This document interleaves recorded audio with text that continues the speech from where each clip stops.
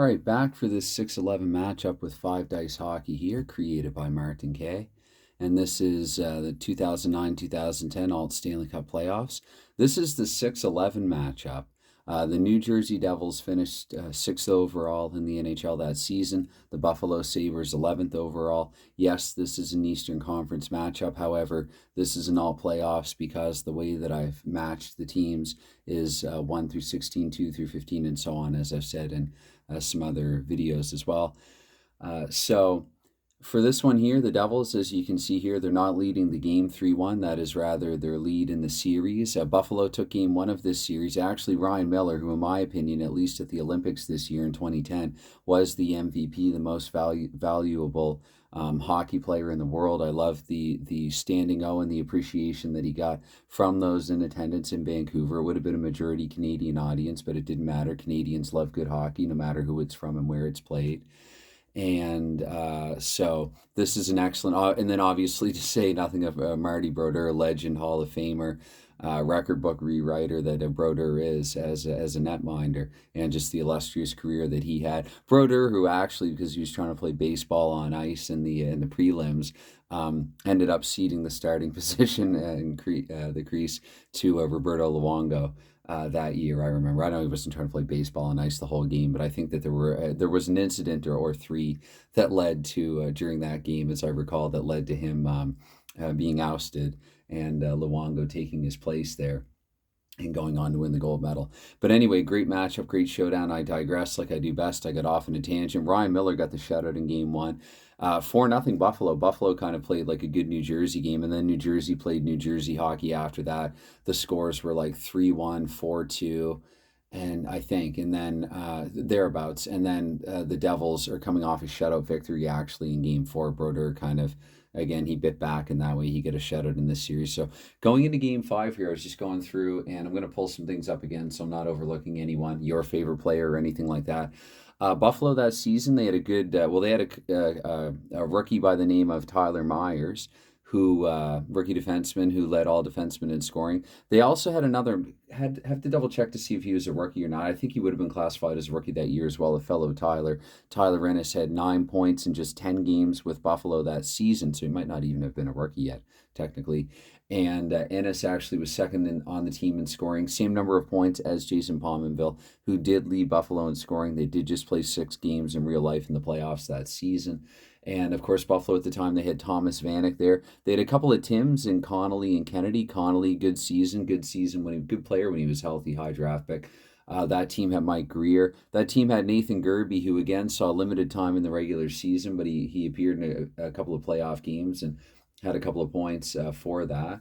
And I see Craig Rivet there as well. Craig Rivet, anybody that's followed this channel long enough, Rivet made me eat my words. I had a bit of a foot and mouth moment with saying some stuff that I said about him, so I'm not going to repeat any of that here.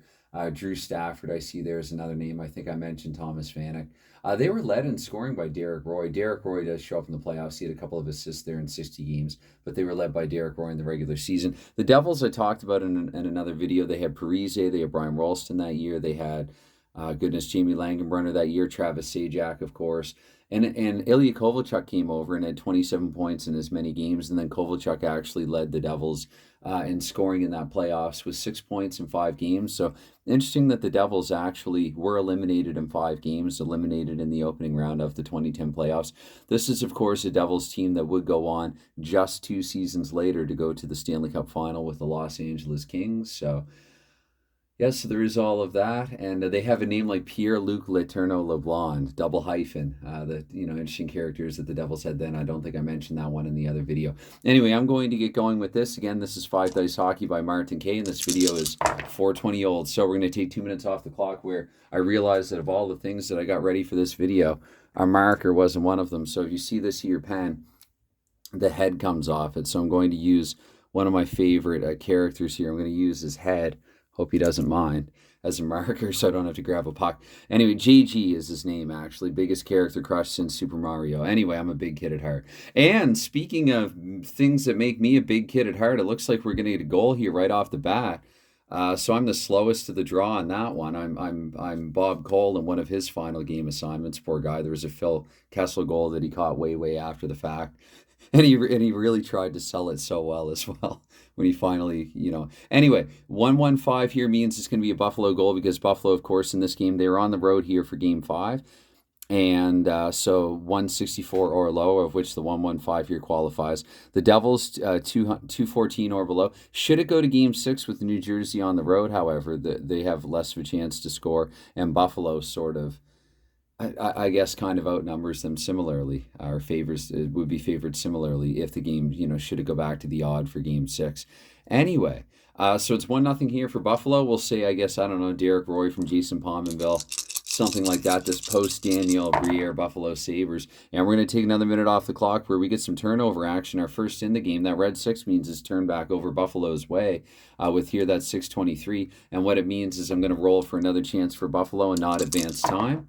So, and also too, turnovers, follow-up turnovers and rare plays don't count in this follow-up roll. Anyway, so nothing doing there.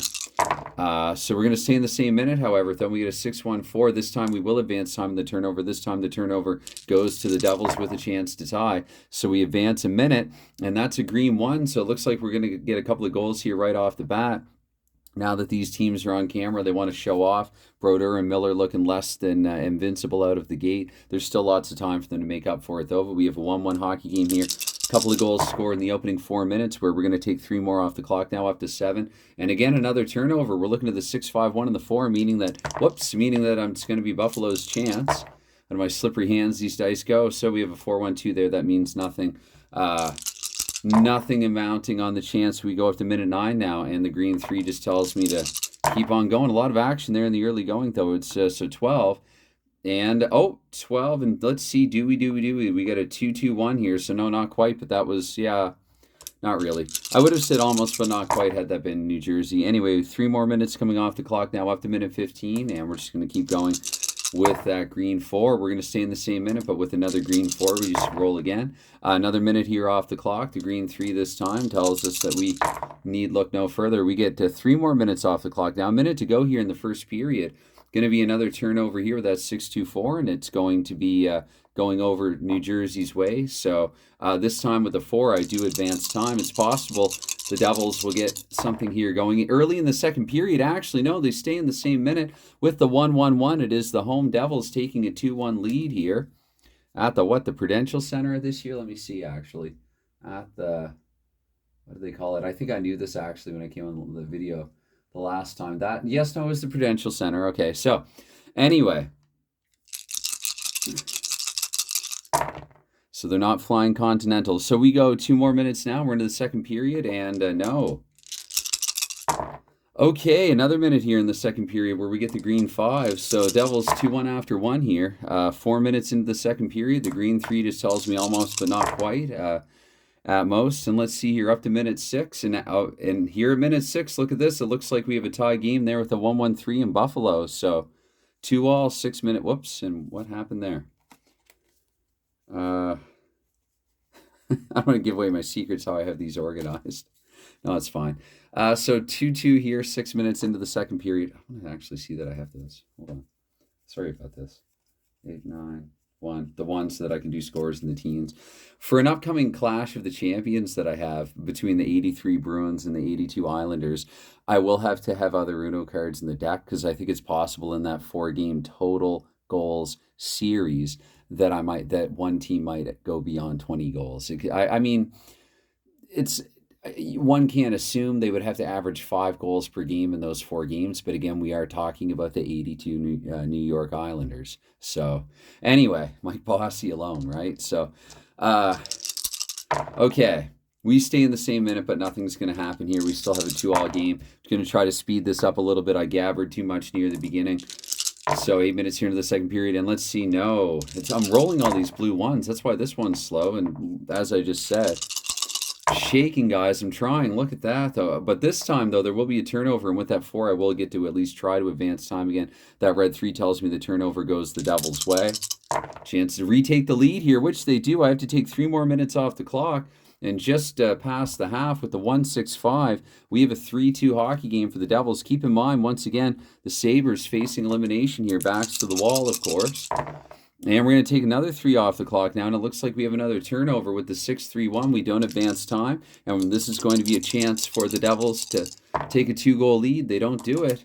Don't shake and talk at the same time. Let's see here. So it's going to be 16, and we have a 2. Hold on. We have a 2. No, 2-4. Never mind. Had that been a 2-4, I knew it was 2-1-4, so I got a little distracted there, a little dyslexic. But it's a 2-4-1. That would have amounted to. Anyway, so 18 here, and we have a 6-1-3. 6-1-3 again. A lot of turnovers in this game, and this one being turned back Buffalo's way. So with the 3, it just means I'm going to roll here for Buffalo. Chance to tie. And they don't do it, and turnovers don't count when you're rolling for no time. So we're going to right into the third period now, 2 minutes into the third period, and with the 2:26, a narrow miss for the Devils here. So narrow 1-goal game here. And another blue 1. Sabres running out of time. Okay, that's tilted, as you can see there. So I'm just going to re-roll all 5 of the dice, where again I get a blue 1 characteristic of this and nothing else. Okay, so 2, 1 whole minute advanced, and no, with the green 5, we just got to keep going forward. Oh boy. Okay, so another minute, and a 2-1-6. No, that'll be narrowly out of the range of both teams, especially Buffalo's. There we go. So 4 more minutes. Not that I'm that eager to get to the end of this one. I'm enjoying my time in this game. However, that would have been a goal for the Devils, but because it was the Sabres' chance, again, a narrow miss there for the Sabres. So did I advance? I hope I advance. If not, then I'm buying Buffalo some more time unintentionally. So we're up to minute 12 now, and here in minute 12, look at this. Could we be I don't want to speak too soon, but I already might as well say what I almost already said. Could we have sudden death here? Because Buffalo is tied it with 8 minutes to go. So they're not going anywhere in this series. Anyway, so up to minute 15 now, and with that green 3, we don't get a scoring chance for either team. 2 more minutes come off the clock, however, and look at this. This could be the dagger right here. This could be Kovalchuk. Kovalchuk with the dagger here. A 4-3 lead late. We got about 3 minutes to go. Because, double checking here, the 1-3-3 and the red 5. So we have a 4-3 New Jersey Devils lead. And what I'm going to do, and again, I'm house ruling this a little bit. Because again, the next roll could be a blue 6. That would be an anticlimactic ending. So what I'm going to do now, because this is playoffs especially, is revert to they're going to pull Ryan Miller. They're facing elimination. Their backs are to the wall. And what I will do, this is normally a 2 dice, a simple 11 to 66. I've done this in a couple of other videos. I'm going to take these 2. The black is the 10s and the white is the 1s. And I will use the blue for time. Discard these. Just set them aside here. And oh, so 4 minutes come off anyway. And with that 33, it means, if anything, the winning team would have scored. So it looks like this one is in the books. Another game and series in the books. And just to make it official, as I have done in some others, it does mean that the Devils win this series in 5, 4 games to 1. Buffalo becomes the latest team eliminated. New Jersey becomes the latest and the 6th team to advance. I've had a couple of upsets in round 1. This was definitely not one of them. Buffalo, they took the opening game of the series, and the Devils have come back to win this series by winning 4 games straight. Anyway, as always, anytime, any consideration that you give to anything like this, thank you. I noticed I had a couple of comments about this morning. Thank you for those. And I'll be back. I've looked ahead. The next matchup will be the 7-10 matchup with the Detroit Red Wings and the Nashville Predators. I think that one went to 5. Double check here real quickly. Pretty sure that one went to 5 games. So it's 1, 2, 3, 4. Yeah, so that one there, the Detroit's up 3-2 in that series. And Los Angeles is poised to upset Pittsburgh in the other one. Not much of an upset, though. The Penguins and the Kings, those are the 8-9 seeds. But keep in mind that the Penguins technically did come into this the defending champions. So not to spoil too much, but oh well. For all that I said for Chicago being eliminated by Boston, Boston has advanced to the second round. Technically, you can't really consider Chicago the defending champions for a 2010 All-Playoffs replay. They are the historic champions. The Penguins are the defending champions, and the Penguins are down 3 games to 1 in the series to a Los Angeles Kings team that would eventually win the Stanley Cup in 2012. So Plenty of intrigue and drama here, at least if you're me and you like these things. And any, if you're anything like me at all, then hopefully this is something that you get something out of as well. It's a free game. I will link to this in the description because this video is already a little longer than it needs to be, so what the heck. I will link in the description to this video where you can find and download this game for free, and also where you can even create your own season and the teams to go with that season, which of course is free as well. So there it is, 5-Dice Hockey, Martin K and the New Jersey Devils advancing to the second round in this here 2010 All Playoffs replay with this game. All right, cheers, thanks, and bye for now.